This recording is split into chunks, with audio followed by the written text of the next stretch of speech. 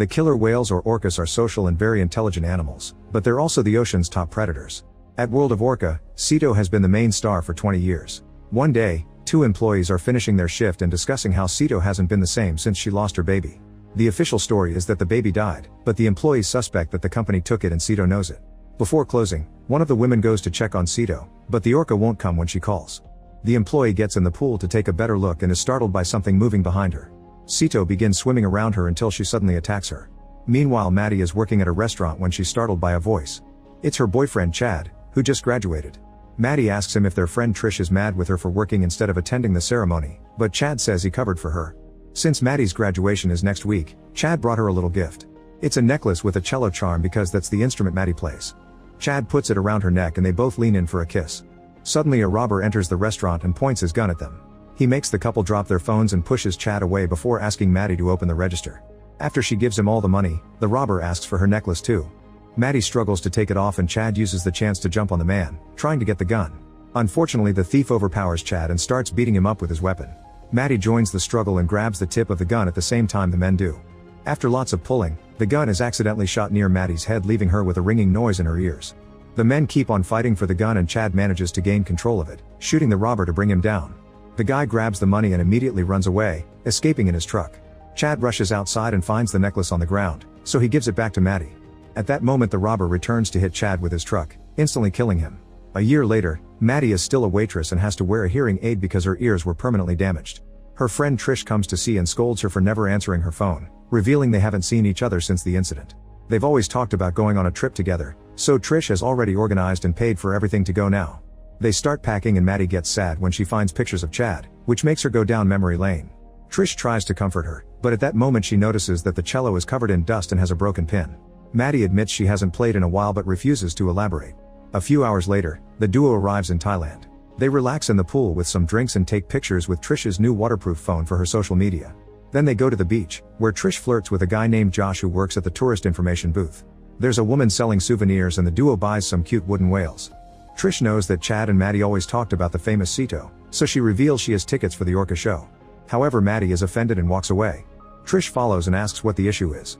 Maddie explains that she doesn't like seeing animals in captivity and refuses to support World of Orca.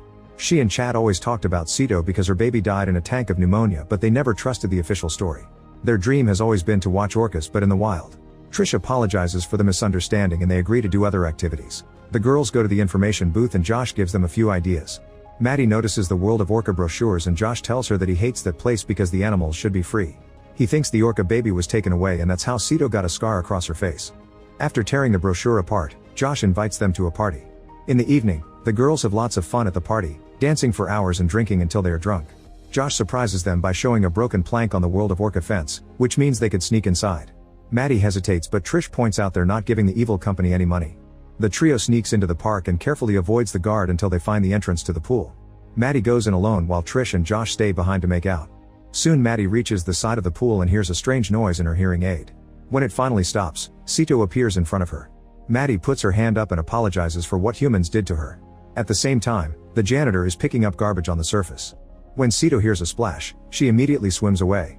Maddie thinks her friends made the noise and checks on them, but they're still getting busy by the entrance. Then Maddie looks at the pool again and is shocked to discover the janitor's dead body, so she screams and runs away. The security guard also sees the body in the water and starts searching the area until he finds the three friends. The trio immediately starts running and the guard chases after them. Maddie's bag gets stuck on the fence, but she pulls until she frees it and the group manages to escape.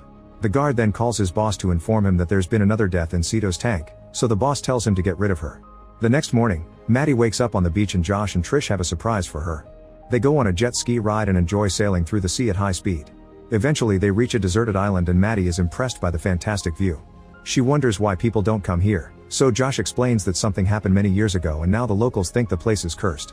He notices that Trish spends too much time on her phone, so Maddie has to explain to him what an influencer is. Josh takes Trish's phone and puts it away in the jet ski, telling her to enjoy the island instead of the screen. Maddie has also brought her phone, so Trish hides it from Josh. Afterward, Maddie relaxes on a floaty while the couple rides the jet ski. As Trish tries to take pictures with Maddie's phone, she keeps holding on to Josh's head and covering his eyes. The jet ski suddenly bumps into something, causing them to fall into the water. While Maddie's phone floats away, Trish swims to get on the floaty too. Confused by what happened, Josh swims back to the jet ski to check if it broke down. Suddenly an orca tail hits the vehicle, causing it to sink and Josh to fall again. The girls desperately tell him to get on the floaty, but the orca brings him underwater. Josh struggles for a while before he manages to surface and starts swimming toward the floaty. He grabs Trish's hand, only for the orca to bring him down again. Maddie and Trish are horrified to see blood in the water, realizing that Josh is dead. Desperate to escape, the girls start rowing with their hands to hopefully return to land. However, they pull their arms back when the orca swims under them and sprays blood all over them.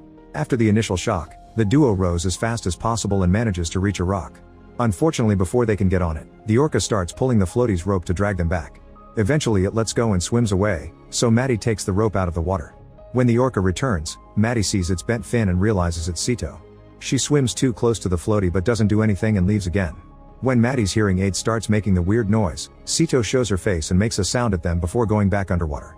The girls scream when Sito swims under them, but nothing happens this time either. Maddie realizes their only chance to escape is by swimming. Sito is coming closer, so they need to hurry.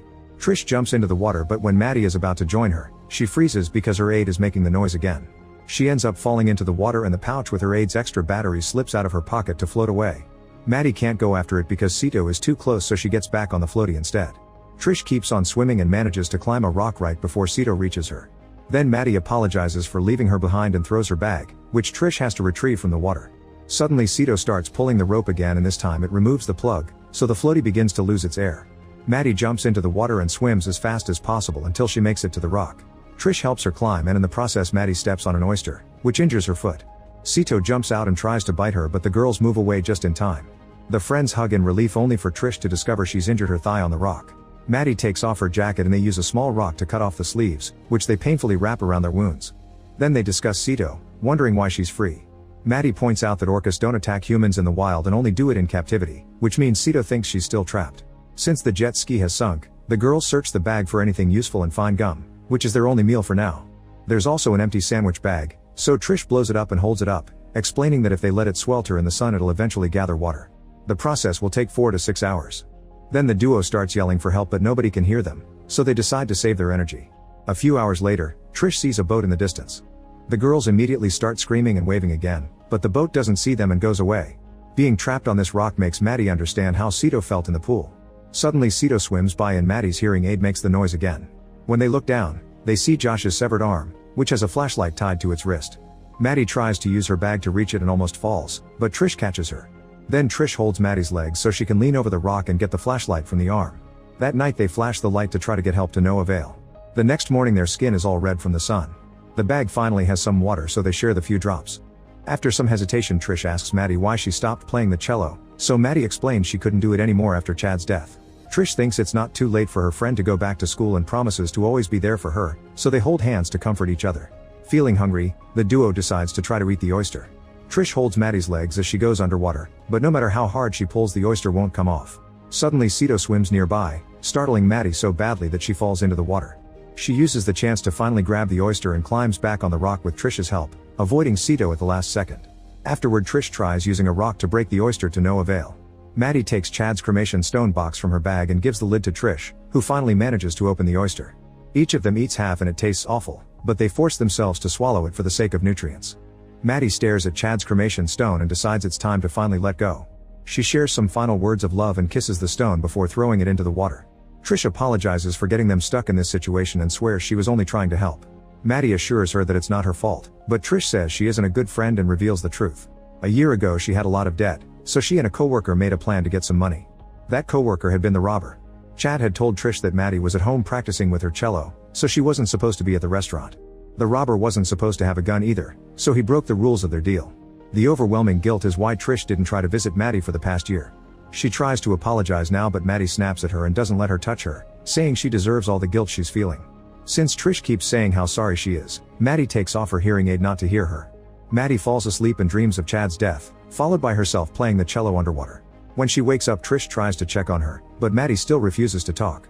Determined to make things right, Trish comes up with a plan. She'll swim to the sand because it's the furthest point, and Maddie will swim to the nearest rock. Hopefully this will confuse Sito and she won't attack.